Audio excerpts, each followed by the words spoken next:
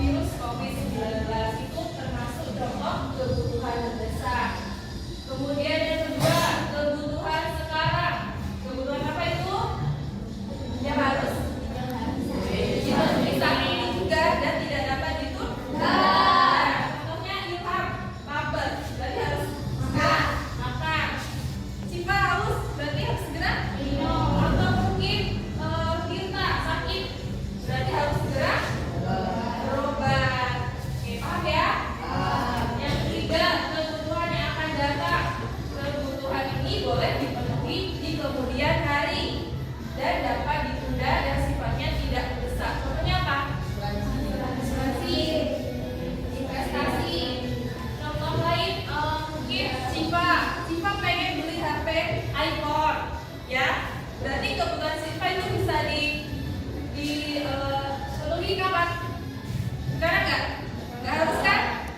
hari bisa? Bisa. Kewajiban bisa dipenuhi di kemudian hari.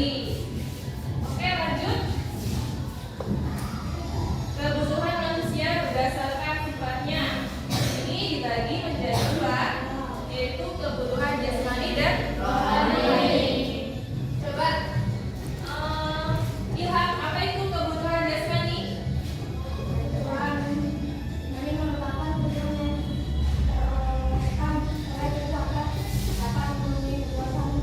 Betul, kebutuhan yang diperlukan oleh tubuh untuk memenuhi kepuasan raga. Contohnya apa?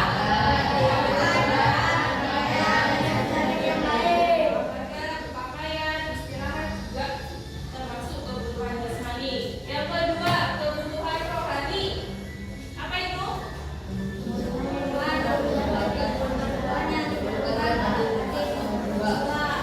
Kebutuhan yang diperlukan oleh batin atau jiwa.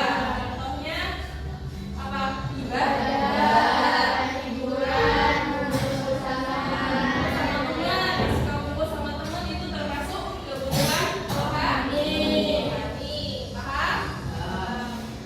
Oke, lanjut yang keempat, kebutuhan berdasarkan subjeknya. Ada dua, yaitu kebutuhan individu dan kebutuhan kolektif. Kalau kebutuhan individu apa itu? Kebutuhan yang dibutuhkan oleh setiap individu. Jadi kan setiap individu itu kebutuhannya beda-beda ya. Contohnya Dika, penanya habis, berarti Dika harus beli pena. Aulia bukunya habis, berarti Aulia harus beli buku. Jadi kebutuhan Dika dan Aulia itu berbeda. Yang kedua, kebutuhan kolektif, yaitu kebutuhan yang pemanfaatannya untuk kepentingan orang banyak. Contohnya apa?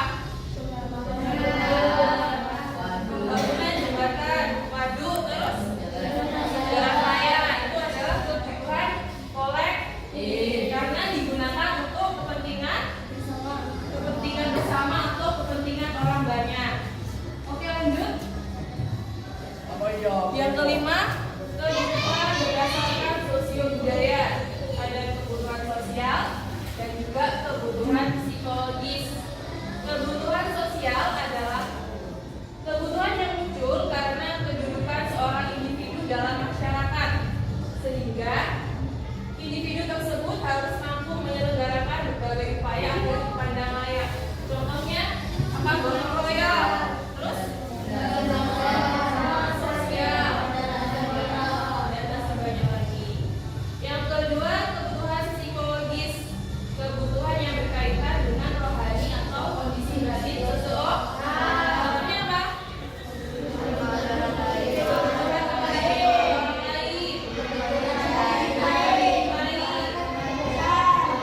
kebebasan dan rasa. Oke, paham sampai sini?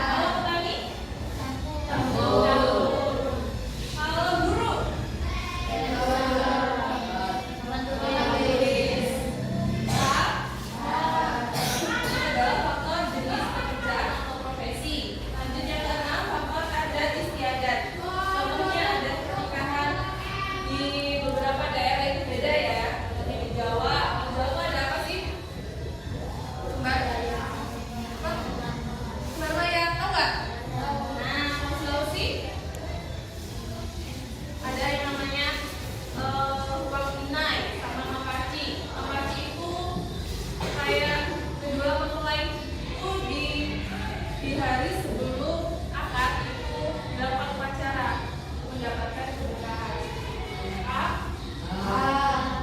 Oke, yang ketujuh faktor usia. Kebutuhan setiap usia itu berbeda ya. Kalau bayi itu butuh apa sih? Popok, bebas ya, susu, baju. Bayi. Kalau kalian butuh apa?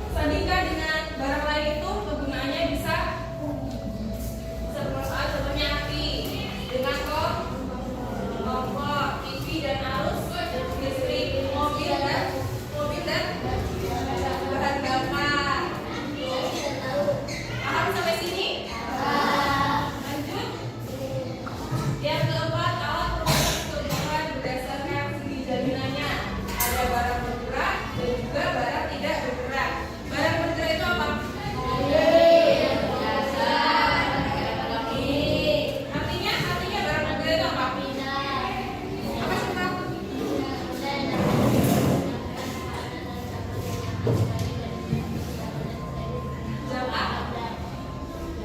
panjang atau pendek? Jangka panjang atau pendek? Jangka panjang. Barang bergerak itu barang yang bisa dipindahkan dan bisa digunakan sebagai kredit jangka pendek kurang dari 1 tahun. Contohnya mobil, perhiasan, barang elektronik itu barang bergerak atau benda bergerak. Selanjutnya barang tidak bergerak itu ada tanah, gedung. Apa sih barang tidak bergerak? Kebalikannya tidak dapat dipindahkan dan bisa digunakan untuk kredit jangka panjang. Contohnya tanah, gedung, gitu ya. Lanjut yang kelima, alat pemuas kebutuhan berdasarkan proses pembuatannya. Ada 3 macam. Yang pertama barang mentah yang masih berupa bahan baku. Contohnya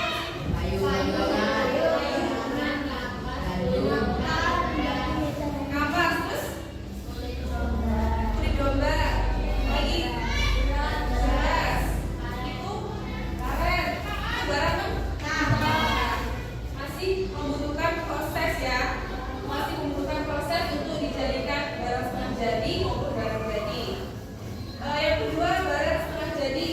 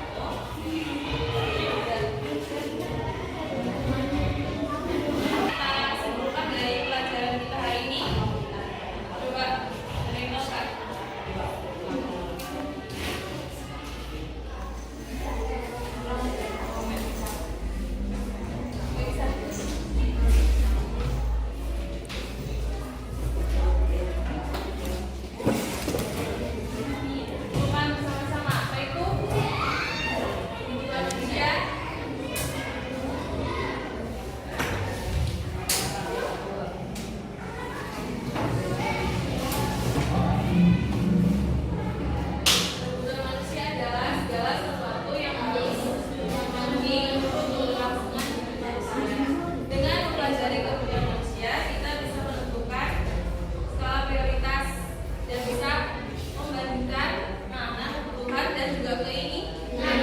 Secara bijak. Ya. Oke. Paham ya materi hari ini? Jadi kalau paham untuk materi yang akan datang kita pelajari. Silakan kalian pelajari di rumah mengenai materi keberagaman lingkungan sekitar, interaksi manusia dengan alam, ya. Pelajari di rumah. Oke. Tetap semangat belajar karena belajar adalah investasi untuk masa depan.